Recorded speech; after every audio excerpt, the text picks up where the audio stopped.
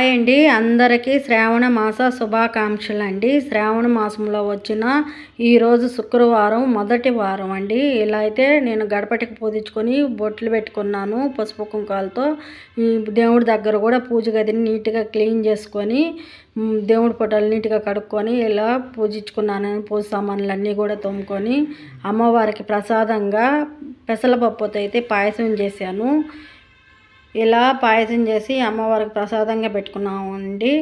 మన ఇష్టము, మనం ఏ ప్రసాదం అయినా పెట్టుకోవచ్చు అమ్మవారికి. ఇలా నేనైతే పెసరపప్పుతో పాయసం చేశాను.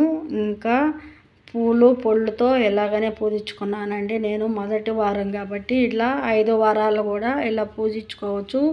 మనకి ఏ ప్రసాదం కావాలన్నా ఒక్కొక్క వారం చేసుకొని ఇలా పూజించుకోవచ్చు అండి అమ్మవారిని. మనకి ఆడవాళ్ళకి ప్రీతికరమైన మాసం అండి ఇది.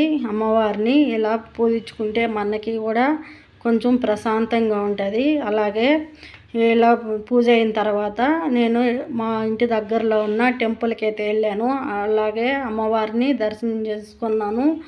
చాలామంది వచ్చారండి. అక్కడ కూడా రావుకాలం దీపాలు పెడుతున్నారు. శ్రావణ మాసం కదా, ఈ మాసంలో కూడా రావుకాలం దీపాలు పెట్టుకుంటారు చాలామంది. అమ్మవారిని దర్శనం చేసుకొని వచ్చాను. మీరు ఎంతమంది ఎలా పూజించుకున్నారో మాకు ఒకసారి